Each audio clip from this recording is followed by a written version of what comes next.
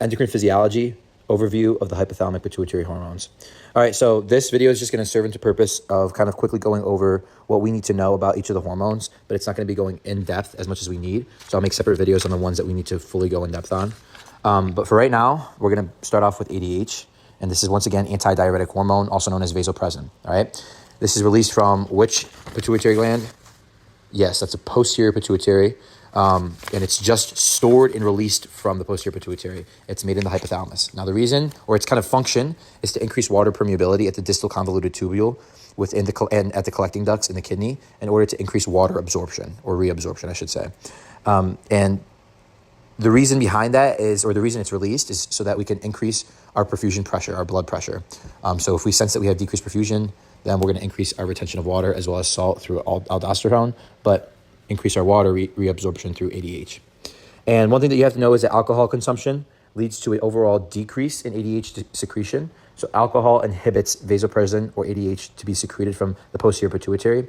And so when you drink alcohol, you have actually polyuria, so you urinate a ton, and you become dehydrated the next morning because what you're urinating is just straight up water.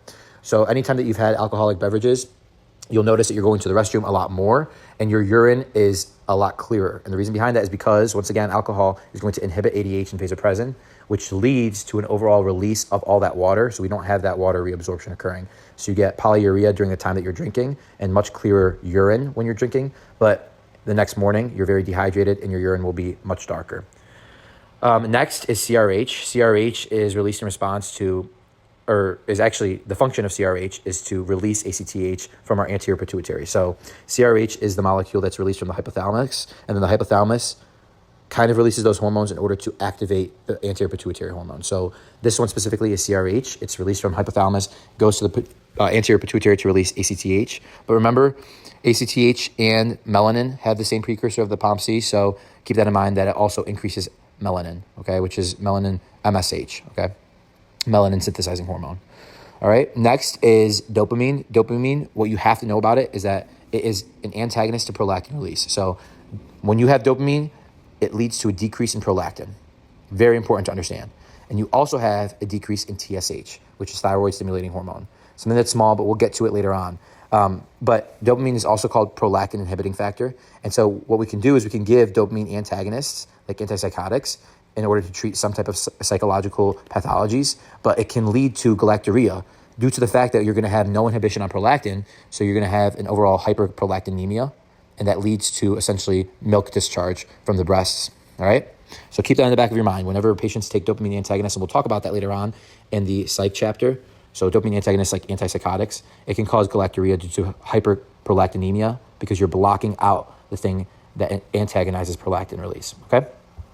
Next is GHRH, growth hormone releasing hormone. That's released from the hypothalamus. And what it does is it acts on the anterior pituitary to release growth hormone very easily. We have this analog, tesamorelin, but not very important. Next is GnRH. GnRH is released from the hypothalamus in order to activate the anterior pituitary to release FSH and LH. This is for our reproductive organs. Very, very, very important to understand. GnRH released from hypothalamus, and then we have FSH and LH released from anterior pituitary in response to the GnRH release, okay? Now, this whole process is suppressed by prolactin. So if we have hyperprolactinemia, we have an overall decrease in GnRH release, so that leads to an overall decrease in FSH and LH. So it's suppressed by hyperprolactinemia. Now, also another very important thing, GnRH can be used like an analog that we create in labs. We can give it to patients in order to help us either suppress the hypothalamic pituitary gonadal axis or to increase it, okay, for fertility reasons. Now, the question is, how do we do it? If I were to give you just GnRH continuously, it will lead to an overall decrease in FSH and LH because GnRH, for it to be an agonist, it must be pulsatile. So you must be pulsatile for GnRH to have agonistic effects at the anterior pituitary in order to release FSH and LH. If it's a continuous production of GnRH, then it's going to cause an antagonist effect, and it's going to lead to an overall decrease in FSH and LH. Very key to understanding. Pulsatile GnRH leads to puberty and fertility, whereas tonic GnRH is going to suppress the hypothalamic pituitary gonadal axis. All right? Very important to understand, and we're going to talk about a lot of pathologies that deal with either an abnormality in the pulsatility of GnRH or just pulsatility in the GnRH as in general in order to help with fertility. Okay, so keep that in the back of your mind. Next is MSH, and all that it does is melanin secreting hormone. It's going to increase melanogenesis by melanocytes, so production of melanin. Causes hyperpigmentation and Cushing's disease. We'll talk about that pathology later on. And once again, it shares the same precursor as ACTH. So in patients that have increased ACTH, they also have potential increase in MSH, which can lead to hyperpigmentation. Oxytocin, just like ADH, is released from the posterior pituitary, the only two hormones that are released there. But remember, it's only stored there and released there. It's actually made in the hypothalamus. And what it does is that it causes uterine contractions during labor, and it also allows for contraction of the milk glands to release milk during lactation. Okay, so think of it as like the constricting hormone. So it allows for constriction during uterine contractions for labor, and also causes constriction to allow for milk to be released from the breast or from the nipple. All right. Next is prolactin. We already discussed prolactin, but prolactin stimulates lactogenesis. So it allows for milk production, whereas oxytocin allows for milk letdown, okay? And so not only does it allow for milk production, but it also antagonizes GnRH. So keep that in the back of your mind. You can antagonize GnRH by prolactin or by allowing it to be a continuous GnRH production. Okay, so those are the two things that can lead to kind of an overall stoppage of the hypothalamic pituitary gonadal axis, all right?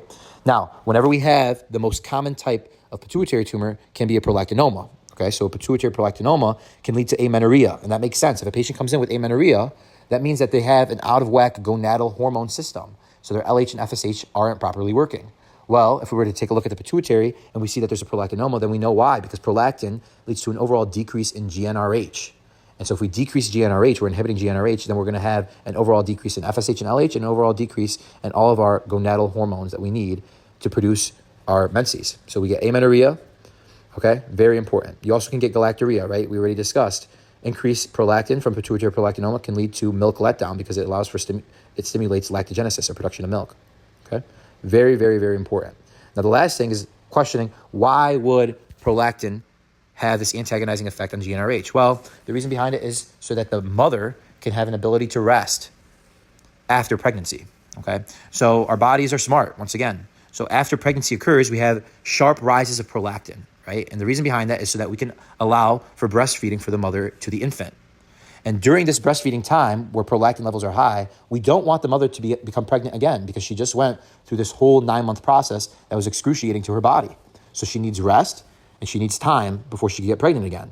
And the way that we can ensure that, the body ensures this rest and time, is by this increased prolactin causing an antagonist effect on GnRH release.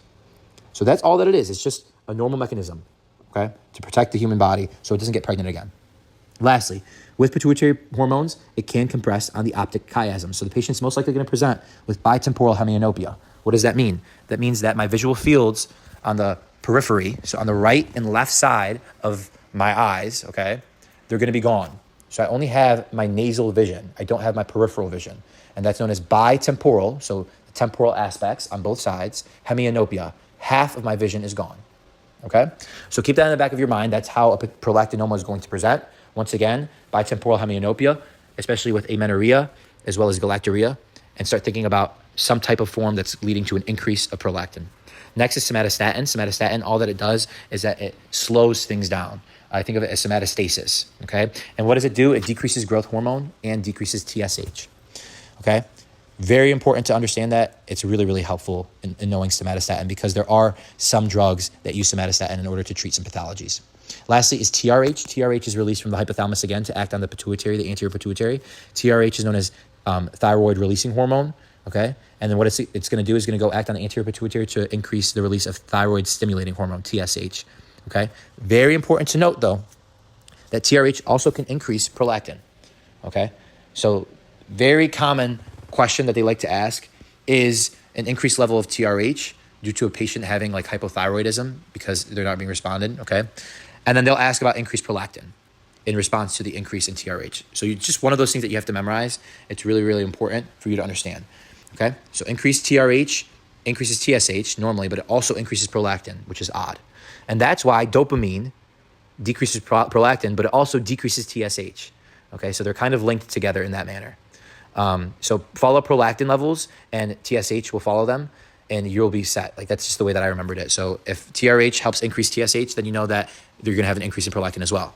dopamine decreases prolactin, then you know that you're going to have a decrease in TSH as well. Okay, so TSH and prolactin essentially follow one another. But that's all for the overview. I kind of hit kind of the main points for our hypothalamic pituitary hormones, but I'm going to get into the nitty-gritty details that you have to know for the exam coming up in the next videos.